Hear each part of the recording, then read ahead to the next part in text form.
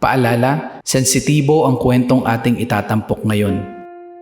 Dahil umano sa inggit, pinagplanuhang isalvage si Tatay Demetrio nung panahong siya'y nasa Mindoro. Buti na lang at may nakakita sa kanya kung saan siya itinapon at naitakbo siya sa ospital. Pinagbubugbog si Tatay Demetrio kaya ngayon hirap ng makalakad at hiniwa ang kaliwang mata nito na nagdulot ng kanyang pagkabulag at magkabilang saksak sa kanyang tagiliran ang mga natamo nito. Nakadagdag pa ang panibagong problema nito ngayon dahil pinalayas na siya ng kanyang sariling pamilya. Ano kaya ang kwento sa likod ng buhay ni Tatay Demetrio? Ating panoorin ang kwento ng buhay. Ginuhitan ako, binulag. Oo. Kinuha na kong, yan, magkabila. Ano kung binulag po kayo? Ay, bulag nga ako ito. Kaya nga, yun, may nakakita sa akin mga bukan. Meron na ikang pateron. Yun, daw aking tenga ginagawang ashtray.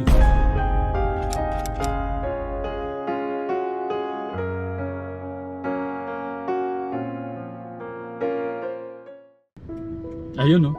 Hello guys. Magandang tanghali po sa ating lahat. Parang ermitanyo na po ang inyong lingkod. so nakababa din po kami. Ayan po na. Dito kami sa gitna ng bukid. Na tayo abutan ng ulan, Kuya Dan.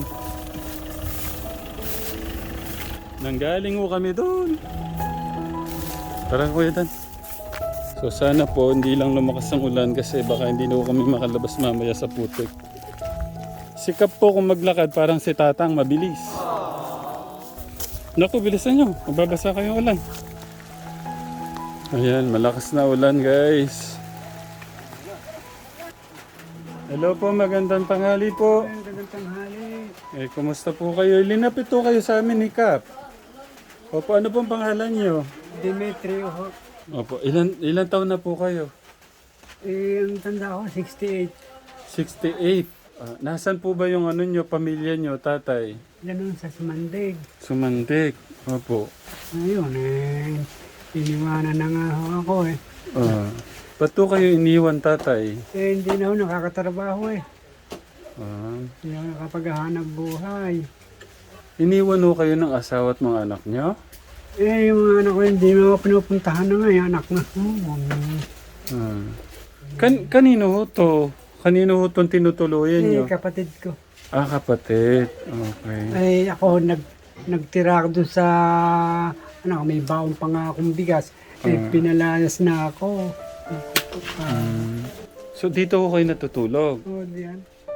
Okay po. Wala na pong space sa loob. Meron ho. Dito na ako natulog at nakukuha akong labas-pasok kaya malabo mata. Lagi ako natitisog na doon. Ilan po ba yung anak nyo? 5 yan. Apo, 5. Ilan taon po yung panganay? Naku, hindi ko na natatandaan na nga yun. Yung bunso po, ilan taon na po? Hindi ko na rin magbuhat ng kanyan na wala na ako sa pan. Hindi ko na sila naalala kung ilang taon sila. Bakit po kaya kayo iniwan, tatay? Hindi na nga nakakatrabaho. Yun nga. Dahil lang po ba doon sa trabaho? Na nga siguro. Hindi ko nga kaya ko pa. Sinadalaw-dalaw ako kung paminsan-minsan isang taon. Ngayon wala na. Kaya malakas pa yan. Hindi ko na nga pinamano sila kung ayaw nila. Huwag. Ano ako magagawa? Ako mo naman na kaya din. Sobra na rin ang hiya ko sa kapatid ko sa bayo ko. Halos ipalo ko na ulo ko sa kulot. Nakakahiya na yung ginagawa ko. Yung anak ako, ayaw naman kunin ako. Kung saan na meron daw ayudan, pinakakuha nila, hindi mo lang ako binibigyan kahit konti. Parang wala na akong sa aking pamumuhay, wala na.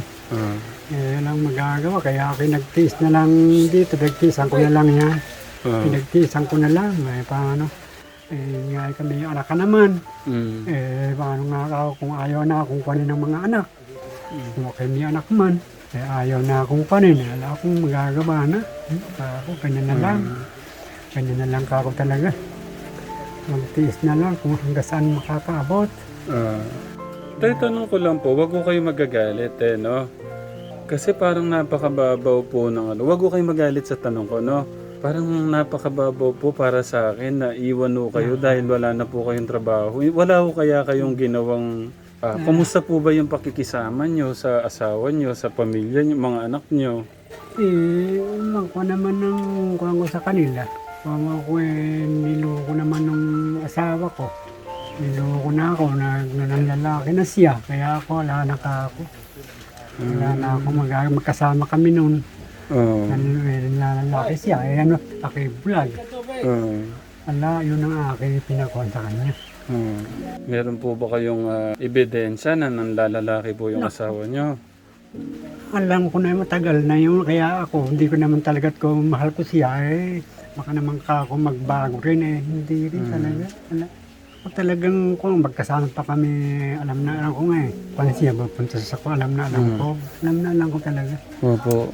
Tay, bakit hindi nyo muna napag-usapan na mahal, ganyan, ganito? Naku wala na, hindi na nga ako ayaw na sa akin, minumura na ako.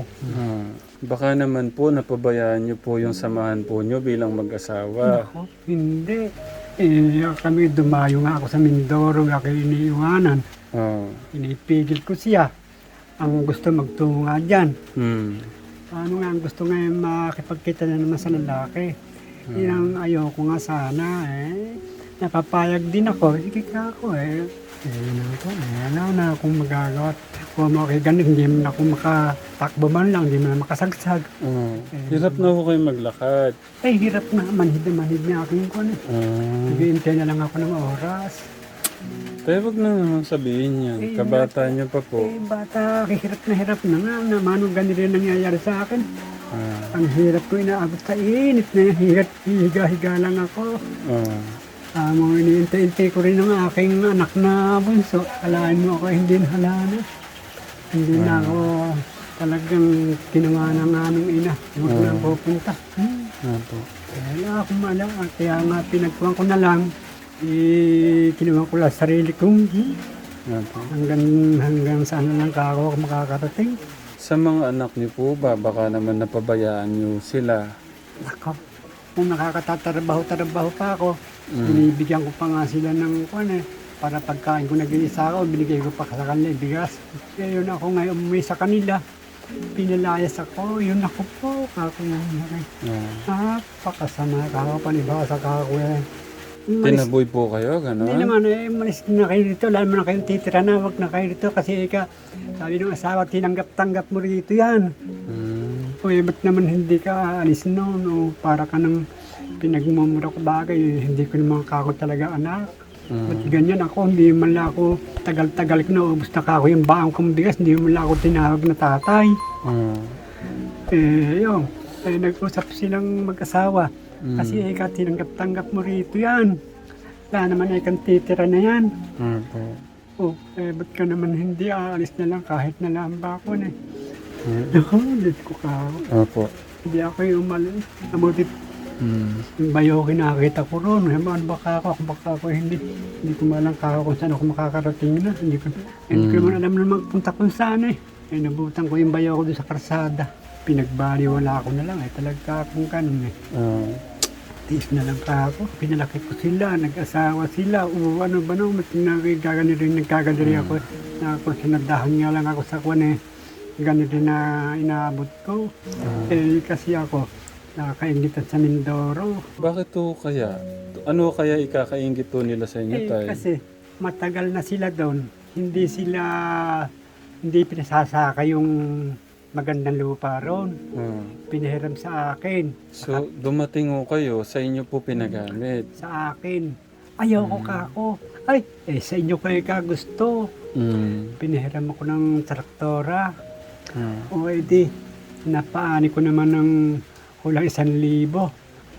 Okay, nagpainom Yung ginawa na ako kinuha na ako. Sinalbid na ako. Tinapon na ako doon sa may airport. Paano pong sinalvage, tatay? Pinahiram ko konti. Isinakaya ko, ginuhitan ako, binulag. Kinuha na kong, yan, magkabila. Ano pong, binulag po kayo? Ay, bulag nga ako ito, kaya nga. Ito pong ano nyo, left side nyo, wala na po. Wala. Paano po nyo, yan, paano nyo po, gaano po ako kapogi sa inyo? Ay, ang tingin ko may ulap-ulap na eh. Okay. Kaya nga si pare, kung hindi ko na boses, hindi ko makikilala. Ah, Malabo na. so malabo na po yung ano nyo Ay, din. pinulag na. Ngayon lumapapalabo na yung mata ko. Opo. Tay, ano, mabalik ko ako ng konti. So binulag po kayo. Itinapon na nga ako doon sa malayo. Ah, Itinapon niya ako, yung motor ko nga nakaagapay sa akin, yung motor. Hindi naman kinuha. Yun, may nakakita sa akin mga meron na ikang pateron. Yun daw akin tinga ginagawang ashtray. Di ako kinuha daw sa ospital. Nako, kawawa naman kayong matanda. Nahuhulog sa teheras. Wala namang nagkukuhan sa akin, ipapagamot eh. Dinalala ako ng pulis doon eh. Opo. Yun. Tay, sa tingin nyo, bakit kaya ginawa yan sa inyo? Yung ginuhitan yung mata nyo, pinahirapan nyo yung katawan nyo. Kanya, sinalbid na nga, kala patay na nga ako. Sinalbade so kayo. Kilala nyo ba sila? Hindi ko na nga binangag ako dito, nakaganda binangag ako dito, kaya kulit pa ako. Dahil po yun dun sa lupa. Naiingit nga na katagal-tagal na natin dito, sa kanya pa ibinigay.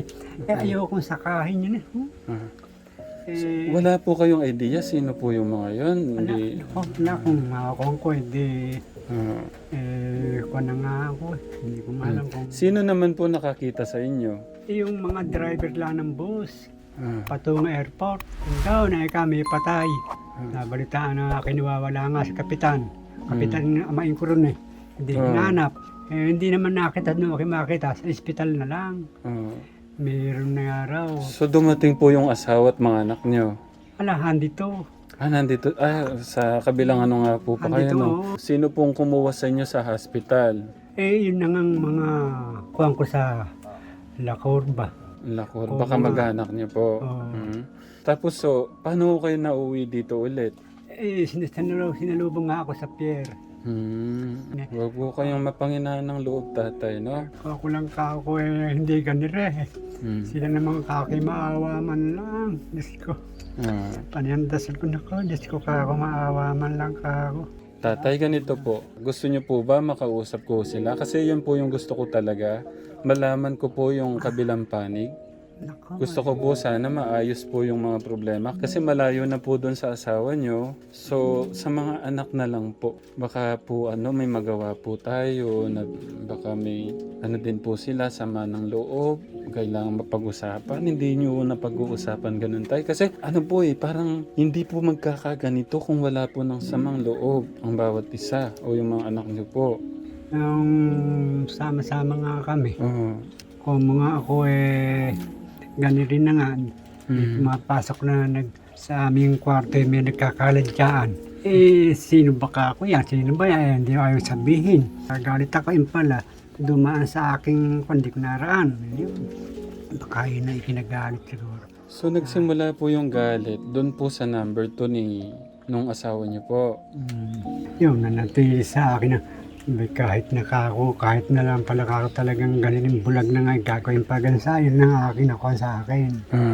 Kahit na pala ako Bakit po sa inyong magagalit yung mga anak kung doon po sa nanay po yung problema?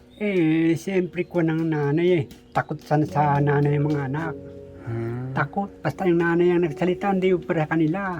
Okay. Hindi ubra kanila.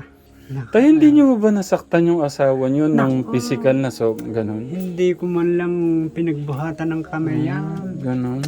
Kung mabibigyan po ako ng pagkakataon na makausap ko sila, okay lang po na makausap ko sila? Opo, tatay, mapunta po ako dito sa kapatid nyo. Kailan po ako kayo dito natutulog? Ay, tagal-tagal na. Mga... Hindi makalahating taon eh. Okay. So meron ng 6 months, 7 months, ganun. Okay. Si nanay po yung kapatid po ni tatay. Anong pangalan nanay? Priska po. Opo, ilan taon na po kayo? Ay, magsi-65. Ay, 66 ako. 66. Mas matanda po. Ako, Okay, sorry. Opo. Nay, wala na talagang space sa loob. Ay, wala na ho. So, kailangan ko ho talaga makausap yung ano niya, yung pamilya at mga anak po niya. Kaya naman ba sabi niya. Po. Pero mag-iwan mo muna ako, nanay, ng pagmamahal ko kay tatay, no? Makakausap kung pwede naman sa malayo, itong hanto naman. Mm. Baka naman kayo tanggapin din. Mm. Pero yung asawa kong kwan ako, 10-5 kuya. yung asawa ko kang kwan. Ako nga, tatagain na ako. Tatagayin po kayo, no? Oo, yun nga eh. Asawa. Kung ano, Tanggapin niyo ho muna yung 10-5 para po kung ano po yung pangangailangan, bigas, gatas. Inom po kayo maraming tubig at gatas. Pabili ho kayong maraming gatas, no? yun, Okay. Nay, pabili po maraming gatas si Kaya naman tatay, hindi no? ko pinababayaan niya na buhay siya. Oh, salamat po, salamat. Oh. Kahit paano ang nangyari sa buhay ko, talagang hindi ko siya. Kaya mga kapatid ko dito umuwi sa akin yan. Pati yung pamangkin ko nasa akin yan. Tanggapin niyo ho muna itong pagmamahal ko sa inyo. Mahina ang mata ni tatay. Iyan mo muna. Ayan. Naku, salamat. Ano po yan? 10,500 yan tatay, ha? Salamat. Naku, Opo. Diyos ko. Yung pong 5,000 galing po sa akin. Yung pong 5,500 ay galing po kay Tita May Kadab. Nagpadala po siya ng 5,212 pesos 2 cents. Ginawa ko na hong 2,500. Ay, naku, salamat Opo, tatay naman. naman. Opo. Oo, ako talagang ako nawala na ng pag-asa sa mga kwan. Tay, pabaliw kayo maraming maraming gatas. Tapos kung vitamin C. Inom po kayong vitamin C, no? Ayun. Vitamin. Opo. Nanay, salamat po sa pagmamahal at inyo pong concern sa inyo pong kapatid, no? Maraming Kaya maraming. itapon niya. Oh, anong masasabi niyo? O narinig niyo, hindi daw po kayo kayang matapon. Kaya nga, labi ko nga ako, nakita ko nga siya roon, ako pinilayas ng kwan ko. Aba, bumigay ka roon. Gusto ko lang po marinig yung message ni nanay. Nakita ko yung pagmamahal ng kapatid. Kahit ako'y naghihirap, idadaos kay mga kapatid ko na yan. Hanggang ako'y buhay, kaya kitang gampanan, sabi sa kanya. Kaya kung mangamba na ikaw pababayaan dito, hindi. Sabi, asawa ko nga, siya malamahal. Wala siya madinig. Grabe, no? Basta tatay, dalangin lang ho natin sa ating Diyos, no? Lagi lang ho natin siyang kausapin. Siya po yung ating kalakasan at katatagan, no? Kaya wag po kayong mapanginaan ng loob. Nandyan ho ang ating Diyos. Araw-araw, oras-oras, minuto, segundo para po sa atin. Ano man po yung mga nakaraan, kalimutan nyo na po yun. Importante po kung ano po yung pagmamahal po na, ayan po, nandyan po yung kapatid nyo, no? Pinupunan po yung pagmamahal na kulang po sa inyo. Kaya ako'y naiyak noon dumating siya sa akin. Parang ako siya pinagtaboy na parang aso. Siyempre ako napakasakit ka ako yan hindi ko ako kayang tanggapin yata yung mangyari sa kapatid ko yan. Dumito ka na. Kung anong kainin ko, kakainin mo, sabi sa kanya. Medyo nakakalungkot po yung kwento po ng buhay po ni tatay, pero gagawin ko po yung makakaya ho natin para makausap po natin yung mga anak ni tatay at maka po may ayos ho natin. At sa mga anak po ni tatay, kung ano man po ang idinulot po ng sama ng loob o yung nangyari, alam ko po, napakalalim po nito, kaya po nangyari po yung ganito. Pero wag naman po nating sabi nga ni tatay, nasa sukdulan po na galit. So wag naman po. Kahit saan ho natin nilagay, magulang at magulang pa rin ho natin siya. At kailangan ho nating pasalamatan. No? At kalimutan na ho natin kung ano po yung mga nagdaang mga problema. Importante po kung ano po yung pwede ho nating gawin habang ang ating mga magulang ay buhay pa. At paramdam po natin ang pagmamahal po natin sa kanila.